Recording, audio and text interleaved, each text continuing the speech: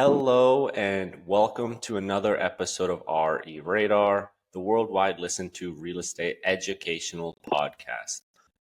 On the docket for today is going to be an interview with Roshan Shafi of Old Republic Title. Roshan is the Assistant Vice President and Senior Account Manager at Old Republic Title. Thank you so much for joining us today. Hello, thank you for having me. And so, like I always am telling my audience, this podcast is meant to really help educate people on real estate in general. And title is kind of one of those areas that is a very key component in a real estate transaction. But I'd be willing to bet that a majority of people out there really don't have too much knowledge on what you guys at Title do.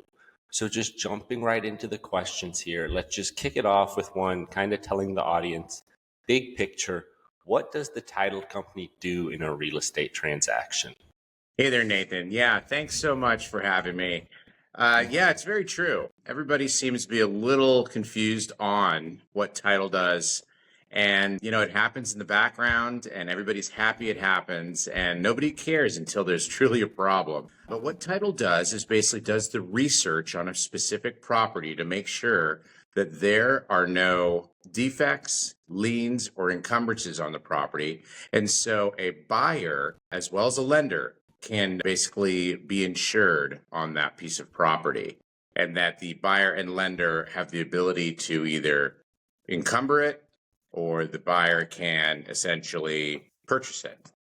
So there's a lot of recorded research that takes place behind the scenes that we're doing in title to make sure that this property is basically ready to go for a new homeowner or a new lender to place their debt on.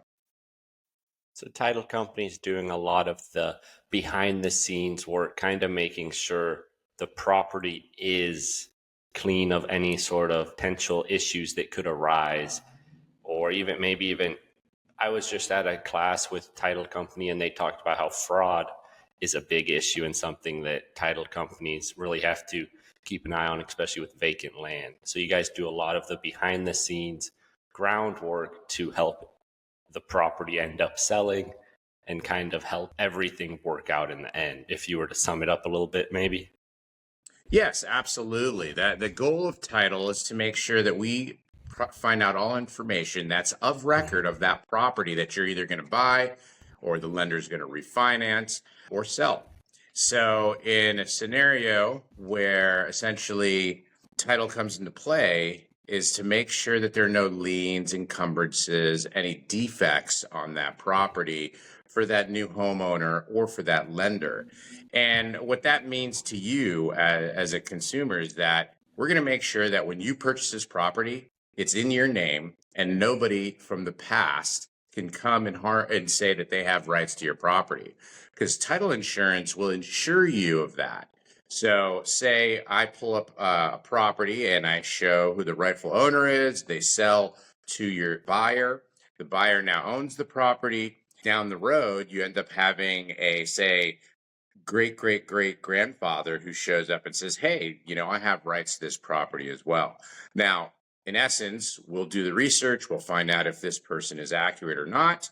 And then if basically we miss something or a title company missed something, what they'll do is ensure to that buyer that they're in good standing and that they do own that property. And a claim would take place at that point to pay out this person or to handle the legal aspect of it to get rid of this issue that's taken place.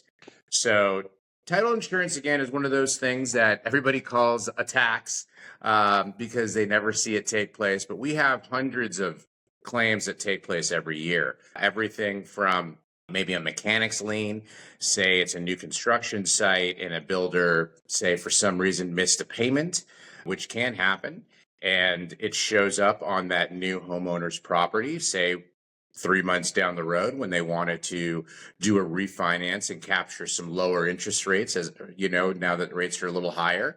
What would end up happening is they would file a claim with the title insurance company. They would communicate with that lien on the property. They would actually communicate with then the builder or take care of that issue. So then that homeowner can do their refinance and that encumbrance is gone or that lien is gone. A defect would be something also in the nature of, say, a property you're about to buy has a violation. And what that violation is, this property was vacant for a little while. Maybe a flipper comes in, he fixes it up, makes it beautiful, but there's a violation stating that the property wasn't being held to the proper standards. So the city puts a violation on there. And so that seller now is going to have to satisfy the city on that violation. So we would make sure either two things. One is the seller themselves would communicate with the city, find out exactly what the violation is. Maybe it was old cars on the site and they have to remove them. Maybe they didn't board up the windows properly during the time it was vacant. So they have to show that, hey, the property is in good standing now. Once the city gives it the certificate or stamp of approval, then they get that recorded. That violation gets removed. And now mom and pop could buy this property without that violation on there. And so now you will own this property with clear title.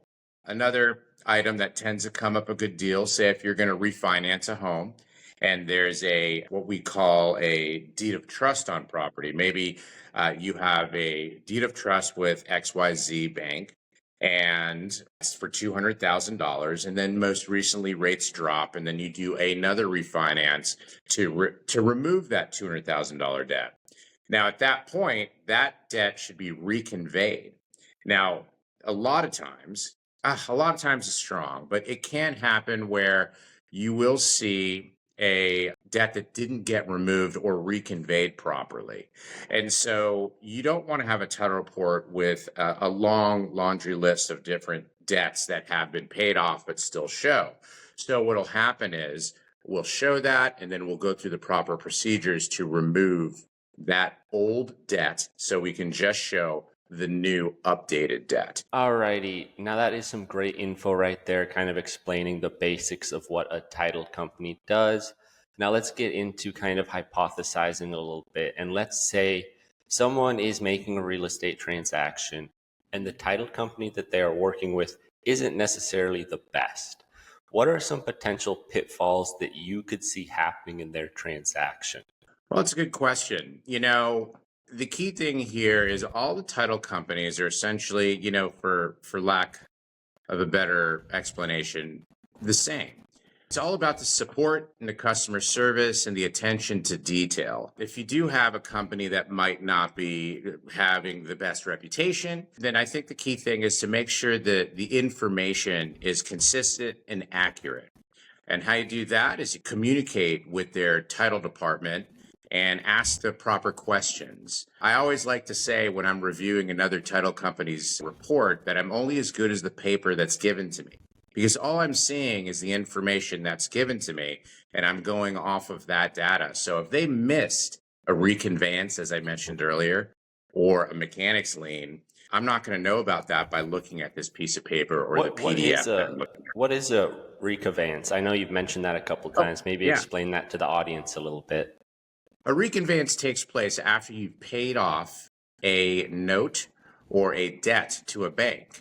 So if you are refinancing and you're paying off a debt to a bank, in order to remove that from title or from record, you would actually sign a reconveyance document, which is traditionally attached to the debt or the deed of trust.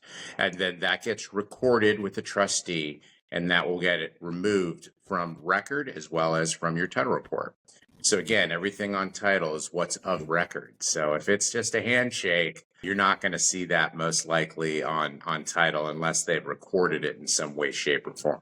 I think it's really about the details. It's all in the details, and having a good title company that is going to go line by line through all of this information, because if you were to get lazy and you start skimming, you might miss a super important detail in a title. Absolutely. Absolutely. Another item, if I can quickly bring up, is to make sure you look at those CC&Rs, because those are the details that are going to show on record and give that potential buyer information that they might need to know. Say if they move into a development neighborhood where there's maybe 20, 50 homes, and it's called Heavenly Manor. And it just so happens that the buyer has a boat or an RV, and they think, wow, it's a great site. It's a huge lot. I can park my boat or my RV right on the side of my house. Well, guess what? If there are CCNRs, you want to review that, and you can actually ask your title officer to help you review that as well. The key thing is, in our industry, we cannot give legal advice, but we can help you find the information that's of record that we're providing. And so it might say in the CCNR something of the nature of no RVs and boats parked on your lot. And so if you're a buyer, and this is a community you want to move into, but you find that out in your CCNRs, this is something that you're going to want to make sure you know about and make a decision if that's still the neighborhood you want to live in. Because, do you want to pay outside storage for these wonderful toys you have? So just something to think about. That's another item that you want to make sure that you review with your title officer, as well as make sure that's brought up to your attention. And that's important to know, because when you see CCNRs, it should give you a little bit of an awareness that, hey, there's something I should take a look at if there's some particulars in my life. As an agent, you're going to be wanting to be aware of that as well. Those CCNRs are very key to look over and make sure, because different communities have different rules and sometimes they can be very unexpected. Now, what everyone wants is always to have clean title. What does having a clean title actually mean? All right, clean title is essentially meaning that that property is free of any, again, encumbrances, liens, or defects, which would allow the new buyer to purchase that property, and which would allow the lender to supply their debt onto that property or securing their debt onto that property. So they're in first lien position. Essentially, the research has been done. The escrow company has done their job. And so you have a title report that's free and clear without debt or issues. And so that seller can now sell to the buyer, and that buyer can get a loan, and that lender can be first lien position on that title report. Now, what if when you're going through the title an issue arises? How can someone clean up a title on a property? I know you wanted to get into escrow, so I'm going to just kind of jump forward on that. And this is where escrow comes into play. So envision yourself as a buyer, as a seller. The purchase and sale has been signed around. Everybody's super excited to close in 30 days. And what happens in those 30 days? What takes place is essentially title is doing all their research and looking for anything of record, as we mentioned before. And what they find, they place on that title report, good, bad, indifferent. Now, what escrow is going to do is they're going to be handling the transactional aspect of that sale. So they're going to make sure they're communicating with the lender. They're going to make sure they're communicating with all parties, and also verifying, who everybody is and making sure that everything is done properly. Once that report is completed, they also get a copy of that title report. And then what their goal is to clear title and make sure that property is clean and ready to go. So once again, it could be transferred to that new buyer, and that debt, if they're going to get a loan, is going to be able to be in first lien position. And quickly, what I mean by first lien position is that when a lender is letting a borrower borrow money to purchase a home, they want to make sure they are the first item on that title report, stating that they are securing a debt on that property. And so if there's a mechanic's lien, like I referenced earlier, stating that maybe a painter needs to be paid, they do not want to be sitting behind that person or after that person on the title report, because it's all done essentially in date order to a certain degree, for lack of a better word, on that title report. Yeah, that's great info right there. And you kind of did right there cover what an escrow officer's role is. Is there anything else you'd like to add on to that, or should we get into the final question right here?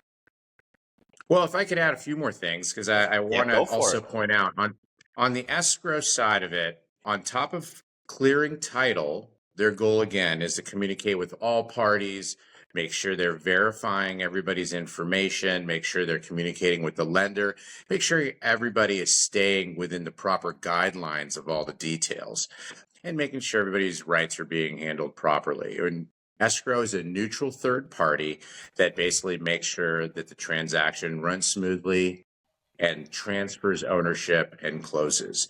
You're going to be dealing with escrow during that purchase process very closely. You'll get a lot of questions, sometimes seems a little redundant, but at the same time, it's very important for escrow to communicate with all parties to make sure they have all the accurate information. And when I say all, there is a lot of information because Mhm. we're going to be asking items on the escrow side from us. We'll be asking items that are needed by the lender. So sometimes, even though it seems like we might have asked for one item, we'll have to ask for another item for, say, the lender and their guidelines. Once you're in escrow, be patient and they'll make sure that it runs smoothly, closes and transfers ownership so you can have your wonderful home and your title is clean for you to have for the future. Yeah, there's a lot of moving parts when you're getting into a real estate transaction. So escrow is going to be having to do a lot of work. And so if you're a buyer, you don't get up in arms if they keep asking you certain questions. Same with the seller. They're doing their job to make sure the transaction runs smoothly. Yeah, now just wrapping up here today, let's just speak a little bit on how important that education step is. Education is the reason that I'm doing this podcast, to try to educate my listeners and watchers. So, how important is educating clients? Oh my goodness. You know, one of the first things I do when I meet with agents, newer agents, experienced agents, is just give them as much as I can on what I've experienced in the title and escrow process. The more education your broker has, and then that'll reel onto the buyer and the seller, reduces so much stress in the process. Something as basic as making sure you're not closing on the last day of the month can reduce stress dramatically. And why I say that is everybody's trying to close on the last day of the month. So would you like to be one out of the 5,000 or would you like to be maybe one out of the 1,000 that close that day? Well as, choosing maybe a Wednesday instead of a Friday to close. So and then you have 2 extra business days to handle any problems that might come up as opposed to closing on a Friday where you're ready to move in and everybody's closing the next day and there was a delay. So the education aspect, is so helpful, reduces so much stress, and is very important for the buyer, the seller, and absolutely the agent to know throughout the process. So education's huge. So I'm glad you asked that because if you can educate your buyers and sellers in this process, it'll really reduce the stress and you'll be ahead of issues that can come up. And working with a title company and escrow company that thinks that way as well also helps dramatically to reduce the stress. Yeah, there's so many intricacies in a real estate transaction, and it's so key to have experts on your side who can educate you and inform you on what's going on each step of the way, because there will be multiple steps. Well, thank you so much for joining me today. It's been a pleasure having you on. You've been super informative and super helpful. I'm sure my audience appreciates all the great info you've given me. So thank you. Thank you very much. Thanks for having me. Yep. And now, thank you to my listeners and thank you to my watchers. Have a great rest of the day, and I will see you next week for RE Radar Tuesday Tours.